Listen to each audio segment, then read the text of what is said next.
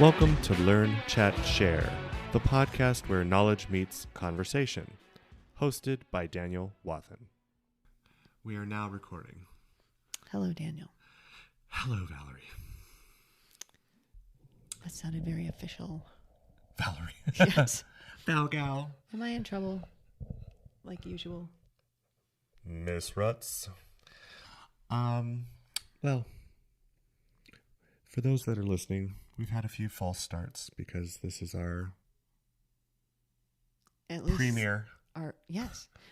Well, not really our premiere. But it's been 2 years, hasn't it? I mean, we did a recording for 3 hours and laughed our way through it. Only one of us was being recorded. Yeah. Was a good one-way conversation. It was learning. Was you, yourself, and you. I was funny. You were. That sounded funny. Okay, we're going to jump in. So today we want to discuss apologies. A very deep topic. It really is. Apologizing. But it's something that you and I talk about, I would say, rather consistently. Yes. This topic comes up in one way or the other. Both in a nice and promoting positivity sort of way. And sometimes snarky. And sometimes we're just flat out aggravated. They need to. Yes. Or they never apologize. Yeah, it's important for us to actually talk about the many versions and needs and wants for apologies, because I think we're going to discuss a few of those today. And what we've learned recently. We have gotten some good information. Yeah. And I hope that people will have a good listen and think about maybe apologies they need to make and how to ask for one. That's an important thing as well. And there's no perfection. No. In any of what we're about to talk about. So do not take this as a lesson in the expert way of... It is not ironclad. No. Because human emotion's not. No, it certainly is not. So for those listening, just so you are aware, we did a lot of reading and listening. Yes. And we will be leveraging the expert advice from some folks that are far smarter at this than we are. Yes, and we'll tell you where you can find that information also. But hopefully adding in our experiences with apologizing and getting apologies will resonate with some listeners. Yes. So let's just open it up with being aggressive. What do you mean, an aggressive apology? No. A bold statement. We are doing it all wrong. We are doing it all wrong. So as Daniel and I were uncovering information about this topic, he called me and I answered, hello? And he just said, we are doing it all wrong. No context. And I said, what are you talking about? I don't know if it's an epiphany or a realization or just I was thunder fucked by my realization. But it was every notion that I had personally about the do's and don'ts of apologizing completely got blasted. Really? By what I was reading, by what I was listening to, and what I was taught. Well, let's start there. None of us are taught to apologize properly. No. And it's not because our parents are incompetent. It's because they don't know either. Because they were taught in the same way we were. Right. So, has anyone ever experienced apologize to your sister right now? Yes. And you and I were having that discussion. right? Where you are told this by a parent. Maybe, who knows, you and your sibling were having a fight over a toy. And then you're told, apologize right now. And then, well, you have to. Mm-hmm. You're going to be in more trouble. So you say... Well, especially when the threatening the death of or some corporal punishment. Yeah. Listeners, I'm a little older. I was spanked as a child. Me too. Me too. But so then the apology that comes out sounds like, well, I'm sorry. Which I knew I wasn't sorry. Eyes shifting and rolling and looking down and hands in pocket and maybe glance for 1 gigasecond. However, it's also where we learn to insert the but. We insert our but right into that apology. Yes. So I can remember saying, well, I'm sorry, but you did XYZ first. And a lot of times that was allowed because that was considered talking it out. Yes. So we learned that that's the way you apologize. Mm-hmm. However, we have learned we have to get the butt out. And that's B-U-T? Mm-hmm. B-U-T. Take the butt out so that we don't act like a butt. Yes. Get your butt out of the apology. But that's hard. That's a pattern I feel like most of us have developed to apologize, even if we are being sincere. Saying, I'm sorry, but, and then justifying. Yeah, I think we want to go over sincerity. You brought that up. and the opposite of sincerity, which is the defensiveness. Oh. Oof. I don't think that I've, except once recently, have ever gotten an apology where it wasn't met with defensiveness. Oh, you mean sorry, I missed that. Given or gotten? Given back to me. The defense. Oh yeah. I mean, I'm notorious for giving the defensive apology. Oh, are you now? Oh. Have I ever had to apologize to you for anything? Oh, yes. Yes. We actually had a good apology, though. We've had good apologies, but we've also had defensive apologies. Well, were we drinking? The answer is yes. And then we came to our senses later. Yeah. No, but we have had some good ones, you and I. Yeah. I think if you have a good friendship, you could probably get away with a defensive apology, especially if it's tied to protectiveness, wanting the best for the other, Well, and it leads to multiple conversations. It's not just the apology. Yeah, I mean, sometimes it's better to do the lying, screaming, and then defensive apology versus going after someone in a different way. Yeah, but I think for certain kinds of friendships, you have to be able to have a level of relationship that allows for you to do that. It doesn't make it right, but you can get the better apology later. Yes, you have to maybe take it in steps. Yeah. Or you can just learn different habits and get there in a different way. Well, so far so good with me and you. So because we're not practiced at this, how do you or we stop the habit of the I'm sorry, but? I think in order to make a good apology, or at least a mediocre apology, one needs to practice it first. Mm-hmm. And really out loud if you need to. And say the apology and leave that extra off. As hard as it might be, leave it off. Now, this is not probably what you should do, but I've been trying to train myself to move from the but to and. Because we want to say more. Correct. And that's the habit versus just saying the sort of truncated, I'm sorry, this is what I'm sorry for.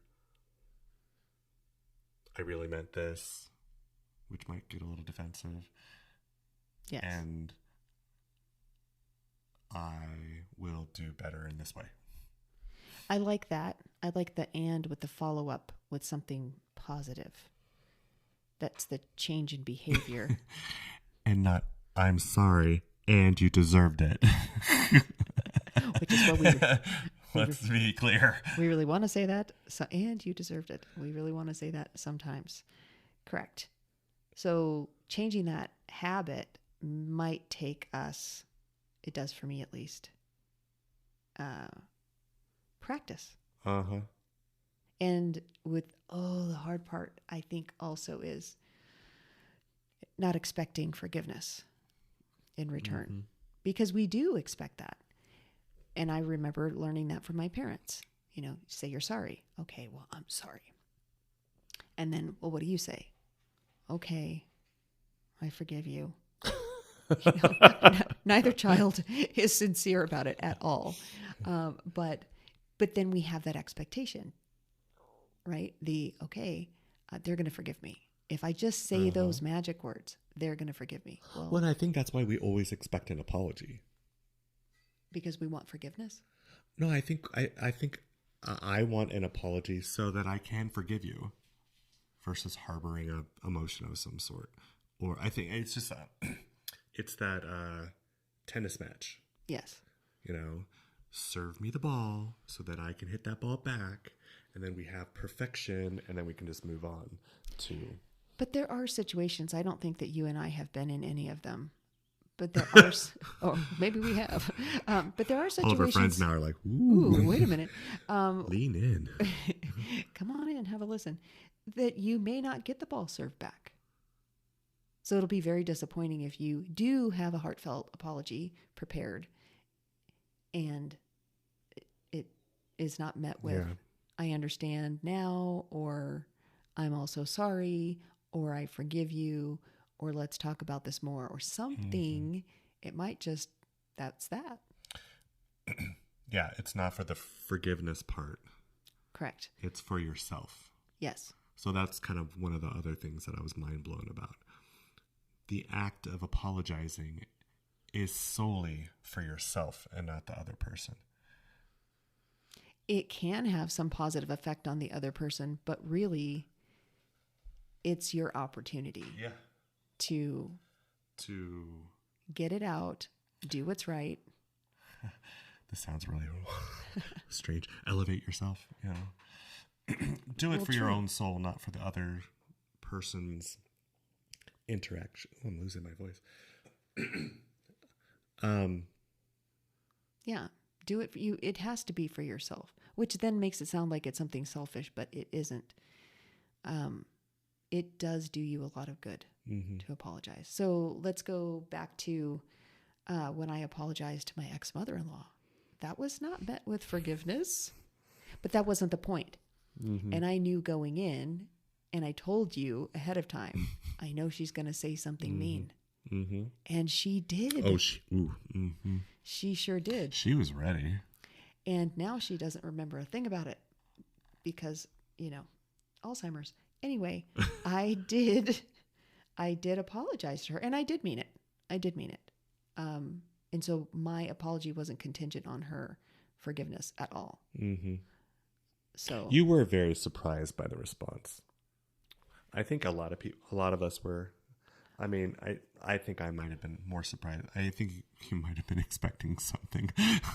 Well, I have always known her to say mean things. So I didn't know what she would say, but I knew something mean was going to come out of her mouth. She just cannot help herself. And she is never sorry. So also I was not going to get an apology. Well, that's also a good example of preparing for the non-expectation side of it, right? Yes. Like because you had that history and because you weren't expecting anything back, you set yourself up to, you know, not be disappointed. Right. I think the hope there was that she wasn't going to say anything and just move on, but she, in fact, doubled down on her meanness. Very mean comment. Yes. Spiteful. Yes. So I think when I told you and other friends what she said. Everyone was really upset by that. She said something very mean. It was very out of line. It really was. But you actually don't say stuff like that to other human beings. No, you should not. You should not do that, especially to the mother of your grandchildren. Maybe don't do that. But that wasn't the point. And I felt good that I apologized. Yeah. So it was for me, and just releasing this epiphany that had come to me and knowing that she deserved an apology. So, okay, I gave her one. So yeah, you're right. Being able to not have an expectation when you give one, it's hard. Mm-hmm. And it might be more difficult with someone who you see all the time or someone who you care about a lot. I don't see her, very, very rarely. And I can't say that I care a lot about her. So that also makes a difference. But we need to keep that in mind. Mm-hmm. If it's someone who we're around a lot, their reaction can sometimes make things worse. Mm-hmm. You received an apology recently. I did. I think you're still processing. I am. And it got me thinking about receiving apologies and not being prepared for them. It sort of goes back to how we're taught, So right. When someone does really provide a sincere apology, I was taught, okay, wash it off, push it away, and not in a bad way. Let's move on. Right. I don't have to say anything. Act like it never happened. It's okay. Move on. Right. Right.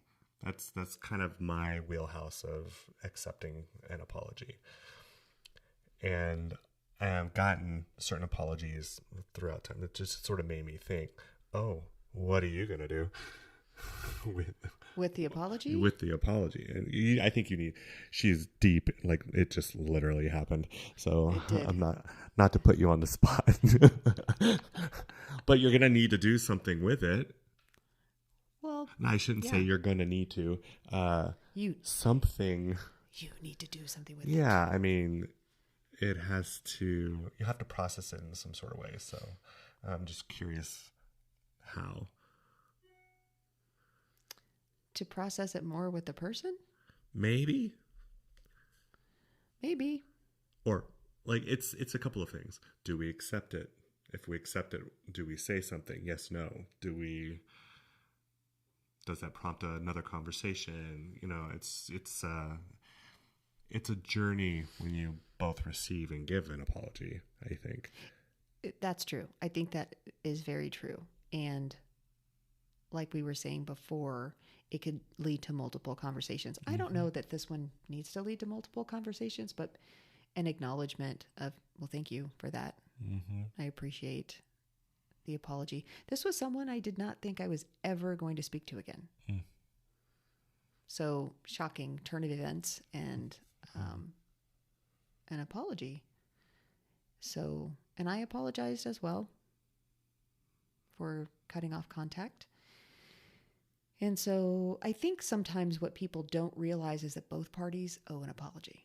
Mm-hmm. And the one is stuck so much in they need to say they're sorry that they're not realizing there's something that they could also, even if it's something small, there's also something that they could apologize for. I'm glad you bring that up because that specific scenario I'm talking about, every time, and I see this person very infrequently, maybe once a year, once every other year. And every time there is an apology or some reference back, or it's multiple layers, a wish for whatever, you deserve better. Like there's a lot of sub reasoning. Oh, well, subtext in there. And I have always sort of the Taylor Swift, shake it off, move on, shake it off. Oh, it's okay. Let's just, somehow diffuse the situation. Yeah, because and I'm very curious if that is just propagating the next because I've never, it's sort of back to this scenario was clearly, if we're keeping score, 1% my fault and 99% the other person's fault. Right. If I'm being very unfair about keeping score. Well, but that's what that's kind of what we do. And I think there might be that need or necessity from the other party to hear something. Yes. Because you have some buildup. So you have some buildup it's there. sort of, I think we've all experienced those apologies that never go away. They just keep repeating and repeating. And sometimes it's just the person is just a habitual apologizer. Well, and incapable of changing behavior so that whatever it was that caused the need for the apology changes. Mm-hmm. They are not really getting to the root of that. And especially if it's an interpersonal relationship, that can be very difficult and it's frustrating. You get the apology, but the behavior happens again. Yeah.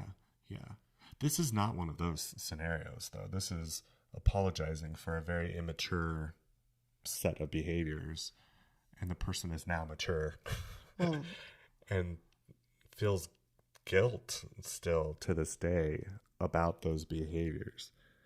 So it's an ex of mine. I'm over here trying to mouth words to him. I know. I'm trying to and guess. I keep nodding. No. Like, who could it be? No. Like, young kids doing dumb things and acting foolish and learning and growing and becoming adults. And, and when you throw mixture and substances in the middle of it, it's never going to be good for one party. Right. And so I went through that and have since moved on, but I appreciate the level, but it's, I don't even know what to do with this. I think people have a hard time forgiving as well, because part of that is opening up that maybe there is something that I need to apologize for that allows for the forgiveness to happen. Right. But you like that word, and I'm only using it informationally here. We're trained to be defensive. It's a biological reaction that we have. And if you keep score, and I must be, it's like you hear it, move on. You hear it, move on. And so my part of it doesn't even occur to me. It's like, pat shoulder. Oh, it's okay. Move on. Right. When that person knows that it's not, right? So I think, Well, luckily in this scenario, you don't see this person often, but also at some point, we do have to recognize that there are people who just can't and are not going to apologize. Yeah, that's the other side of the spectrum. Which that really blows because you think that you get to a certain level of maturity and age in your life where people can take a look at their behavior and know when they need to be better and apologize. But there are some, they cannot do it. And we'll get to why that is for the people who can't apologize. There's a very good reason that they cannot. So do you want to get to that now? Or do you Sure. want... Yeah. Okay.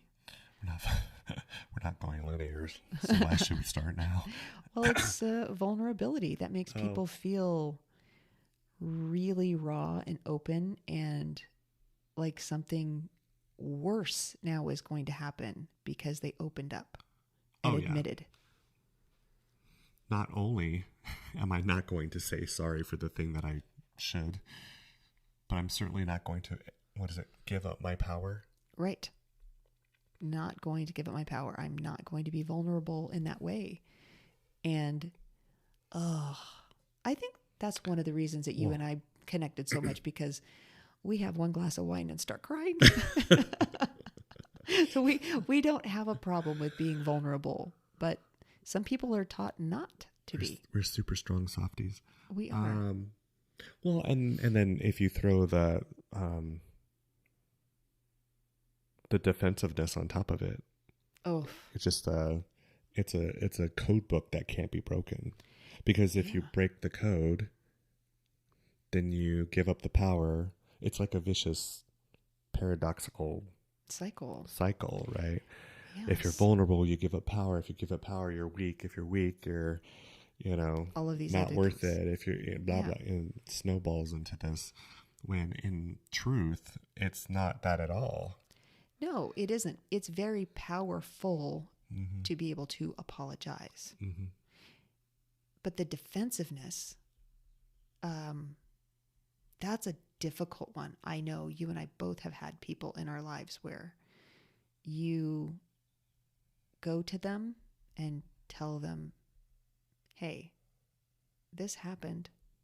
My feelings were really hurt. I felt this way about that situation.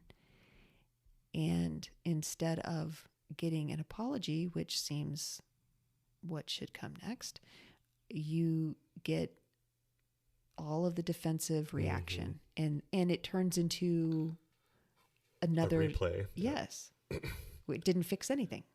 Oh no. And typically makes it worse. Yeah. And you're mad all over again, which is not great. So I think that's one of the things that I took away from what we read and listened to is, and it's no secret, we shouldn't, in a conversation, or if someone is telling us how they feel, they're being vulnerable and asking you to be as well, not listen to make your reply. And in this case, listen to get defensive, which is difficult. We also were not taught to listen. No, we were not. So how do you just take in information from someone and let's not make this sound, that makes it sound like we got pushed down the wrong road. Our biology is geared towards listen minutely and react quickly. And that's what our brain does all day long in order to be not eaten by the tiger. You must listen for small little signs versus listening for comprehension and being, I think what you're referring to is the curiosity, understanding, asking questions to, get into the root of something without getting defensive. It's very difficult for most people. And I would say my dad, the worst. Absolutely. He would rather start another fight with you than to listen, hear you, and apologize. He was going to start another fight. So then another reason, talking about keeping score. Well, here's another reason you need to apologize. Well, and how many of us have those compounding over multiple decade relationships where it's just, it's guerrilla warfare right. with your psyche, Seems. But that is difficult. Have you ever, I can't think of a specific example, but I know that there have been situations where someone's come to me and we've had a discussion and I've got defensive. Oh, yeah. A little difficult not to. Well, shit, when I was a kid, this is a mind fuck. I don't even know how my parents could have dealt with you. I mean, it boils me now. If my child does it, I can only imagine. My only defense as a kid was to start crying. Oh. And there was a conversation happening behind those tears. Oh, and it was not pleasant. Words were said.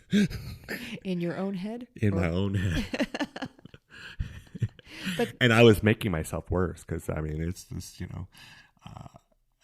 and send them in controlled, parental rage, nothing too terrible. But the conversation was not going to go anywhere, right? If we're having a conversation. And now it's just been recently because my kid is trying some of those behaviors, and I'm just like, oh no. I see you.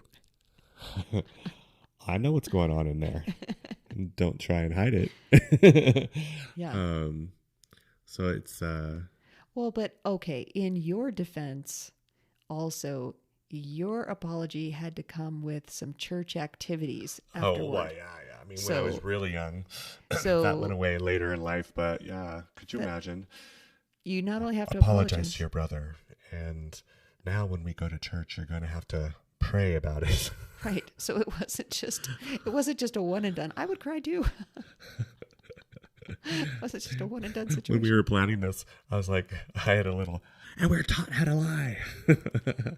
And that's kind of like what it is. Like, if you don't actually believe it, right, and it's a social norm, apologize to your brother, sister, mother, whatever, and you're going through the effort of it, and you know that you're not feeling any sort of way about it.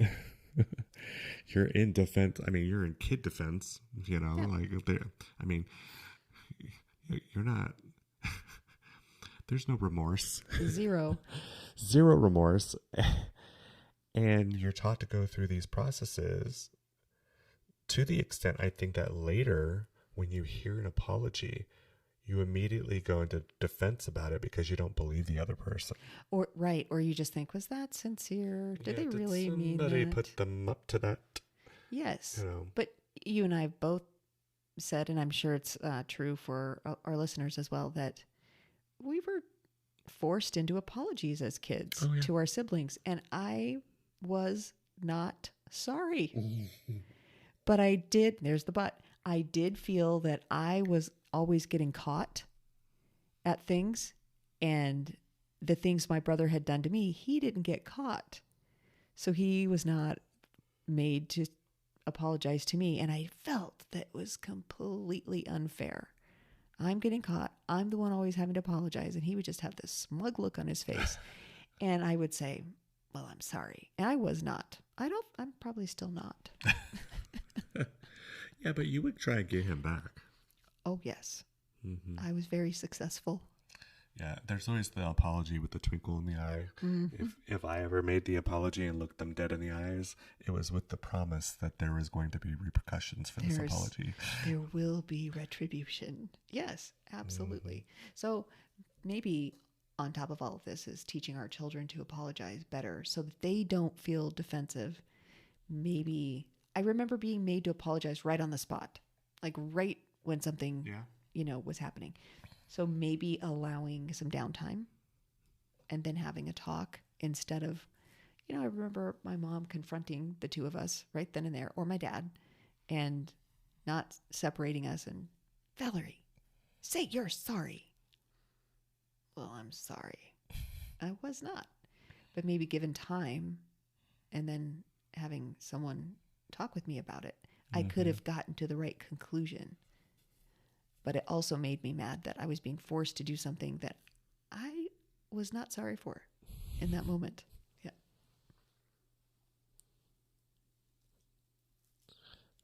Yeah, my pause is, but how? How do you? Well, we're not young anymore. Well, I mean, we're youngish, but not. We've got some habits. Right. And we have to talk about our own habits. Yeah. I have found it is easier for me to apologize these days than it used to be.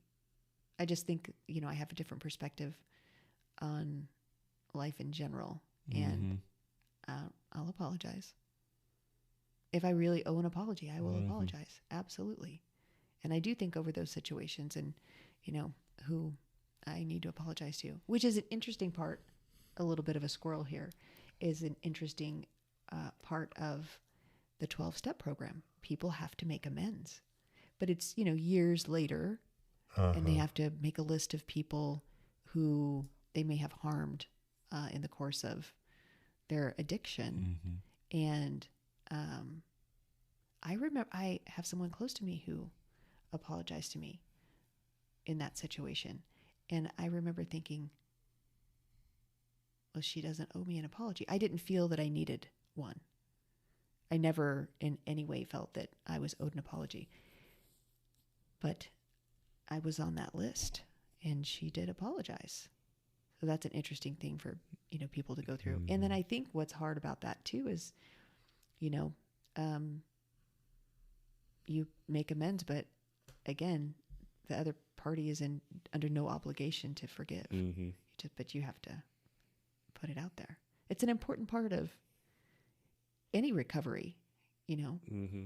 being able to apologize. Now let's see. What do you need to apologize to me for? I'm just kidding. Can't think of nothing. Not committing to going to France right away. I apologize. So rude.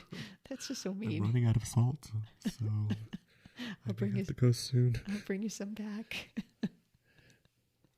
No, but I think if we can think of that too, maybe think of apologies longitudinally, in that there probably are people in our lives who we do owe apologies to.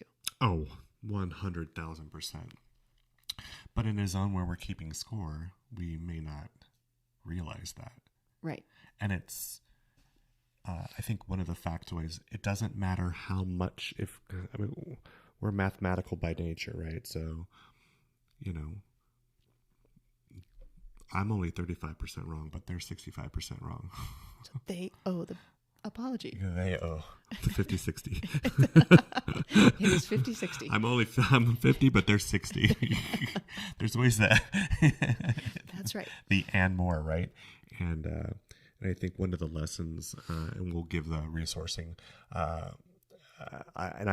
There is a specific podcast that we're going to share with all of you. Yes. That you have to listen to, and I'll probably listen to it once a quarter because it's so. There's a lot to digest. It's simple, but it goes against everything that we've been taught, what we hear, what we mirror, what we, show our kids, what have you. And the one component, which this is what prompted the we're doing it all wrong, is really personally owning up to your part of the scenario. If two people are arguing, there's two people that are have a responsibility. And if you only claim 7% of it, then you've got 7% to, sort of work on for yourself, not for the other person. And I think you mentioned it. These are multiple conversations. You're not going to get forgiveness in one go. You're not going to get to be heard in one conversation. Yeah. And you don't and should not cover everything involved in one conversation. And sometimes taking your ownership of it allows for there to be an initial conversation and start the healing process and what have you. I think that you're exactly right, because just say that you have a 7% stake mm-hmm. in the situation. That's small, but sometimes if you reach out first with the apology, that melts the ice. Yep. And the other person will suddenly take that 93% and say, okay, you broke the ice. Here's where I can come in too. And it does take breaking that ice can be hard, especially for someone, well, none of us have been taught to apologize. Mm-mm. But if we get that grace in advance, then it's easier for the other person to let their defenses fall down mm-hmm. and maybe a real apology to take place, mm-hmm. which it's so important. And it has to be in person. If at all possible. If at all possible. Yes. Body language. Well, don't cross your arms while you're apologizing. Don't put your hands in your pocket. Don't roll your eyes. That is the sign of contempt. Yeah, body language does have a lot to do with it. Right. Maybe we'll take this off air, but I don't want to put you under the spot. But there's a scenario. Oh, yes. I hope we don't have to talk about details, but I hope I'm thinking of the same thing. Putting yourself in that scenario. of that person needing to apologize. I mean, we're giving advice, and this is a tough one. Listeners, this is a tough one, so I'm putting her on the spot. Is there a scenario, or would there be a scenario where you did that at some point? Yes, because I can see where I had about a 2% stake in that. And I'm not even trying to be funny about it, but I will say that there were things that were building up and I did not vocalize them. Right. And I want to bring this up because I would say that your 2% stake is a self-perception. The other party would also have that same sort of reaction to the situation. So you're going to have scenarios, listeners, where you think that you have that 2 or 7%, but the other person thinks you're 90% into whatever, right?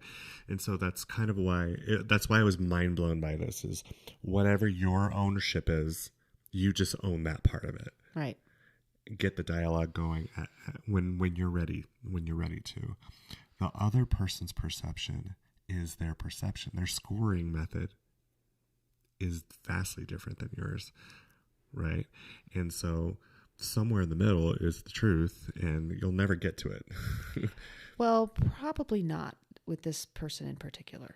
No. There's other difficulties involved that might make the whole thing far beyond a regular apology between people. So, yes, but I do recognize I do have a part in it. We always do.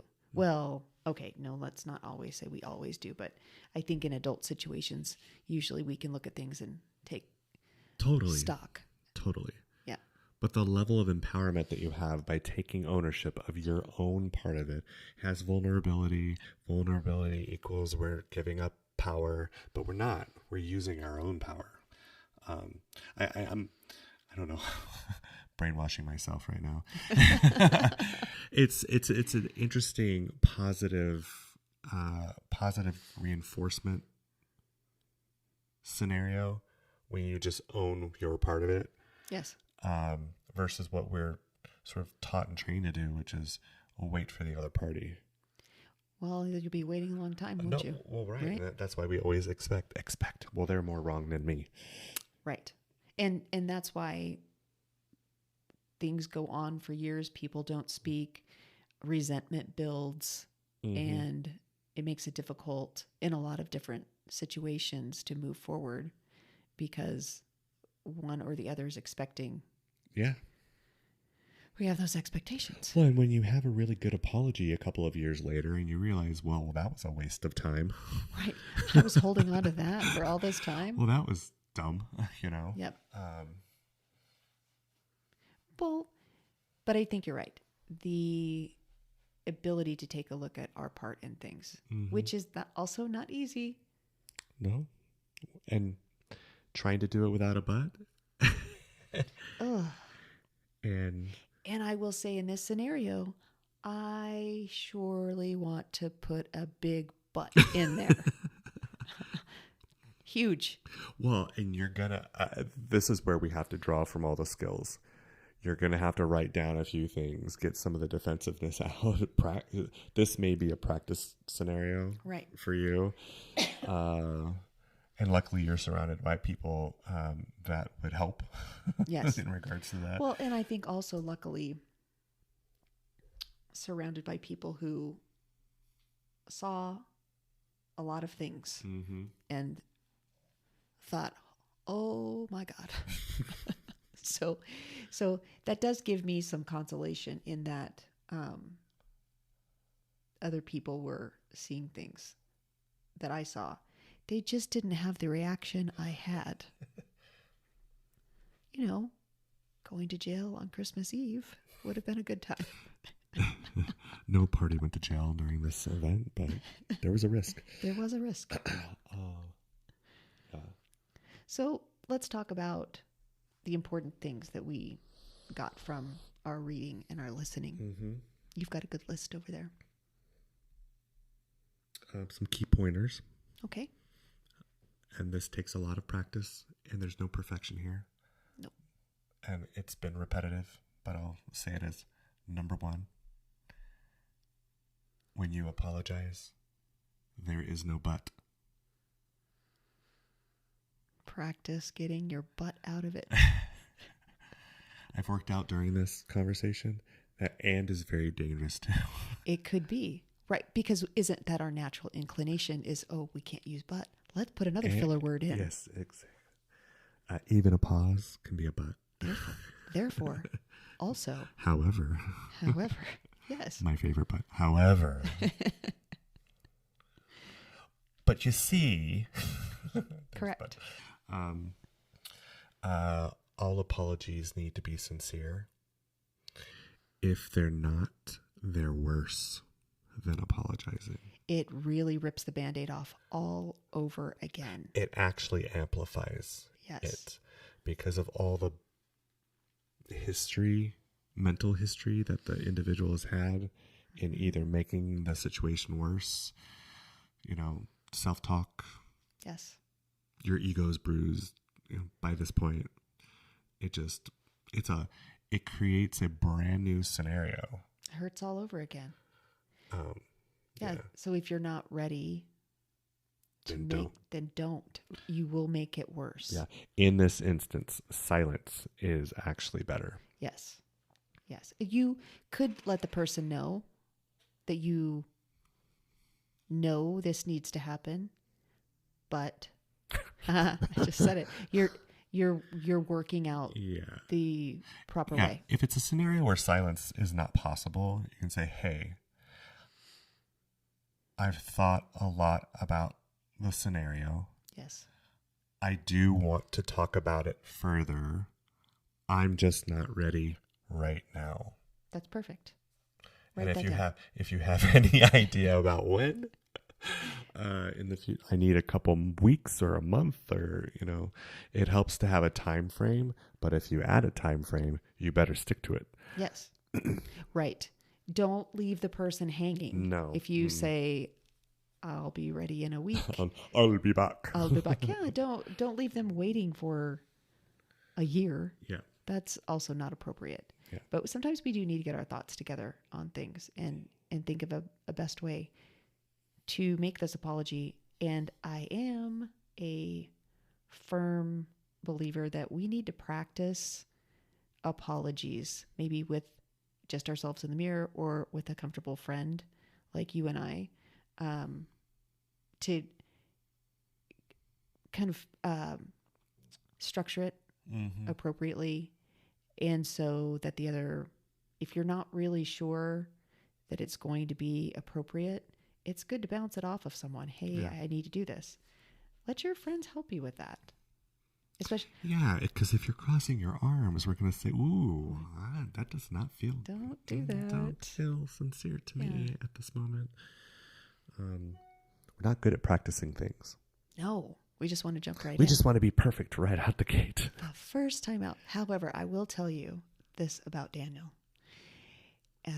If he has anything big and important to say, trust me, he has thought about this days and days and days and days on end before he has said anything. Well, and I talk about it with other people. Yeah. Including my therapist. Which is an important tool to use. Yes. If you're paying for it, you might as well use it. Get your money out of it. For all of you that are in therapy, this is where you can do some practicing. The therapist will give you pointers too. They're a third party. They don't give one fuck. They do not. They will help you with that. They're scenario. like, hey, anything, any tool they're going to give you to set yourself up better, they're gonna, and you're paying for it, so you might as well use that. Right. I feel like a lot of this is glued together, and so I appreciate when the experts actually create definitive vulnerability, sincerity, defensiveness, etc. But it all gets glued up into this ball of the act, right? Right. But the core of it is tied to doing it for yourself. Yes. So for those of you that have a religious background, this makes your soul better. It really does. For those that are more into self-improvement, self-evolution, positivity, same sort of thing. By using your power for good, it creates an amplification towards doing more good things. Well, and they don't mention this in the stuff that we read or listened to, but everything is energy. And if you're holding on to that apology, it's sitting there festering. And none of us want that. So if you do owe an apology, it's good to release that. And it does feel good. Would you say, as a pointer, if you have some sort of feeling about a situation? What do you mean? Meaning anxiety. Oh. A foul feeling of some sort. Oh, going into about a scenario. Going into the apology? No. I'm just saying, there might be some listeners. Oh, I don't have anything to apologize for. Oh. Prepare yourself. That's very likely that will happen.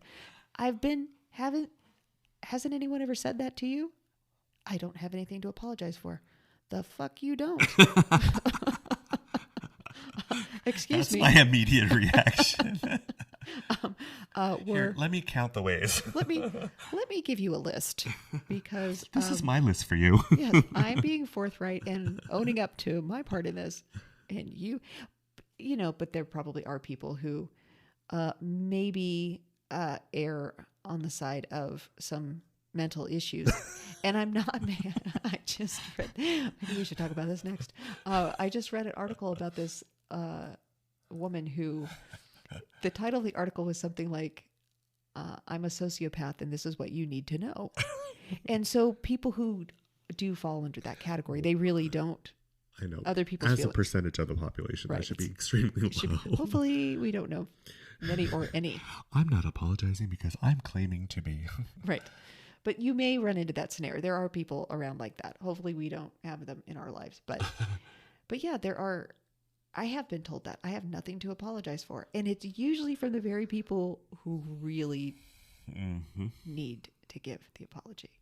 They just won't, because they won't get to that V word.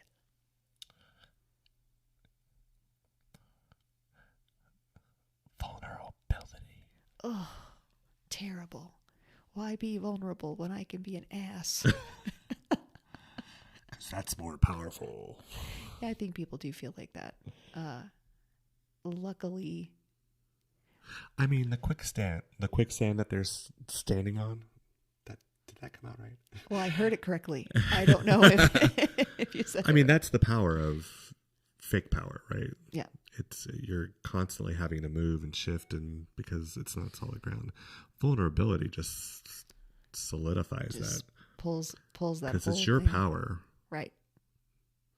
It gives people that feeling that they're going to fall through the quicksand when in fact it's going to become solid. Mm-hmm. Being vulnerable is powerful. That's what people don't get. And you know, all they have to do is just go to a French lunch and have the right wine with us. I mean, and talk about children. And we're crying. Waterworks. Yes. It's a good time. What else did you get out of it? Well, the defensiveness that going forward, I need to make sure, or at least practice ways, if someone's coming to me, to not be defensive. And I think also, I did not do a good job teaching my own children to apologize. It's not too late to have those conversations, but they're not little anymore. I think we should do a parental disclaimer. Yes. We only taught how we were taught. Right. And they were only taught how they were taught. And right. So we're talking about a millennial issue, not millennial. Did I say millennial? Yes. It's not just a millennial issue. Yes. It's a millennium issue. It's more so generational, through right? generations. Yes. But now that I have the information, like when you know better, you do better. So now that I have the information, I will have those conversations, even though my children are older. When you know better, you can do better. True. Not so the people the underscoring here is you practice. We're going to practice. You're not going to, I mean, too many years of habit. You cannot overcome it overnight. No. And maybe admitting that, hey, we're not perfect. The first step is when you're in the middle of a situation and you're like, well, I might need to apologize here.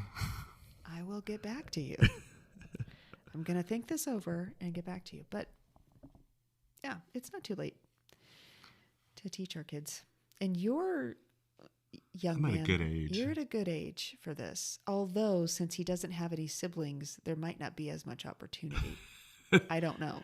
Oh, he has parents and he's got friends. He's there's a lot of opportunity. If you could just see his face right now. At least daily. Okay. Well, let me know how that goes. But I mean, we have to. I think that's an important thing so that we can break this generational. I think you have one child that we need to put in situations where he could possibly have to do this at some point versus evicting himself out of situations where. Oh, yes. He sure does. I'm going to ignore this. He's missing out. He's missing out on all this pain and anxiety that we learn younger in life. Yeah, he's just not passed him right by. And I'm not making it sound like he's hiding. He's not. He's just got a little luck of the Irish or something. He really just skates by with that. Huh? Right. What just happened? Yes, he does. But it's not. You know what we could do? We could set it up. He needs to start apologizing for being on his electronic device in my house. Oh, are you talking about the younger one or the older one? The younger one. Oh, he's not going to apologize. He's not sorry for that. He's not sorry. For sure, he is not sorry for that. However, can that behavior improve? Yes. Yes, it can. Well, I think because also as adults, we become more aware of our electronic use. Oh, yeah. And so we tend to not be it's the sound. Yes. So we tend to not be on our stuff when we're together. Mm-hmm. And then when there's somebody who is, it's a little, it's a little aggravating. Yes. So anyway, I understand. Well, I enjoyed our conversation on we promise, we started deep. Yeah. Just to start deep. Yes. Just wait till the conspiracy theories come out in the future. Conspiracy to apologize. But yeah, just think of maybe there's one or two people who you could apologize to and practice. Do it. You'll feel better. It's a good thing. Write us. Tell us about your experience. Yeah, and if it didn't go well, give us their address. Kidding. Kind of. She's not.